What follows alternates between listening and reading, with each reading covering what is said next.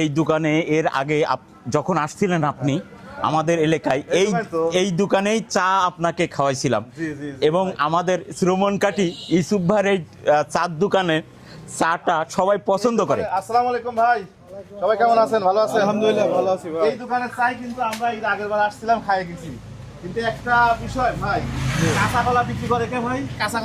কাঁচা কলা, এটার নাম হচ্ছে আমাদের দিকেরই সাগর কলা বলে, তাই না?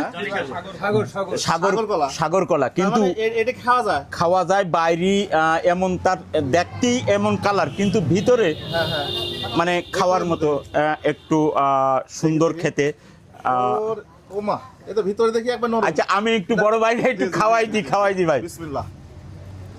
ও দেখতে কাঁচা কিন্তু ভিতরে একেবারে নরম, মানে এবং স্বাদ এবং অনেক মিষ্টি, অনেক মিষ্টি। দেখছেন এই কলাগুলোর নাম কি?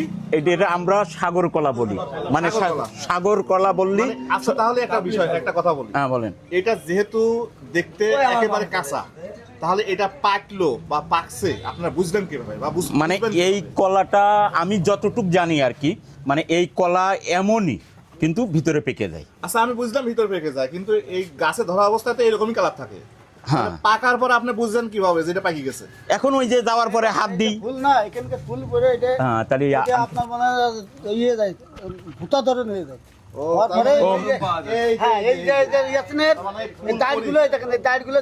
বসে যাবে মোটামুটি। তাই এই আঙ্কেলরা ভালো বলতে পারবে। এই জায়গা থেকে বুঝতে পারেন যে এই কলাটা পাকা। যাই ভাই, এখানকার চা খাইয়ে তারপরে বাইরে যাবো ভাই। ভাইয়ের সঙ্গে দেখা করতে আইসি, দেখেন কলা আর একটাও খেতে হবে। না ভাই, ধন্যবাদ। বিসমিল্লাহ। ওকে।